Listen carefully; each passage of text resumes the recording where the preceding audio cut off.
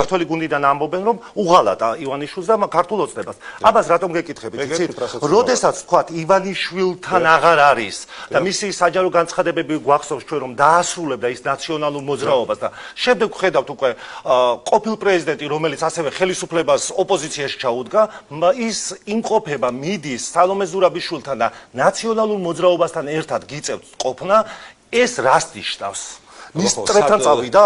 სად გვიწევს ყოფნა ნაციონალურ მოძრაობასთან? არ ყოფილ შეხვედრაზე ზურაბიშვილთან ოფისში ნაციონალურ მოძრაობასთან ერთად?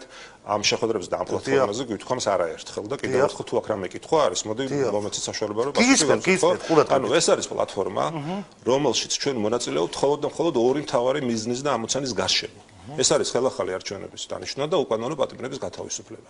ამ ორ მიზანთან დაკავშირებით ჩვენ კოორდინაცია გვქონდა ამ პარტიებთან დღემდე გვაქვს და ყოველთვის გვექნება, იმიტომ რომ ეს არის ძალიან დიდი მნიშვნელობის ამოცანები, მაგრამ სხვა დანარჩენი ჩვენ არაფერი არ გვაკავშირებს არც ნაციონალურ მოძრაობასთან, არც მის რომელიმე განაყოფთან. მეცაც გეტყვით, ჩვენ ყოველთვის ვამბობდით, რომ ეს იყო წითელი ხაზი ჩვენთვის ნაციონალურ მოძრაობასთან ნებისმიერი ტიპის თანამშრომლობა, მაგრამ იმ ვითარებაშიც დღეს ვართ, როდესაც ამდენი ადამიანი არის უკანონოდ დაპატიმრებული და ოცნებას მიტაცებული აქვს არჩევნები და რეალურად საქართველოს ევროპული მომავალი დგას ასეთი დიდი საფრთხის წინაშე, როგორც არასდროს არ ყოფილა წლებში, ხო?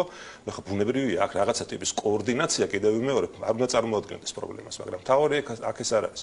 თავი არის ის, რომ ჩვენს პოზიციაშია განსხვავება არ გვაქვს და პოზიცია არ შეგვიცვლია, ხო? ჩვენთვის როგორც იყო წითელი ხაზი ნაციონალური მოძრაობა, ასე რჩება დღემდე.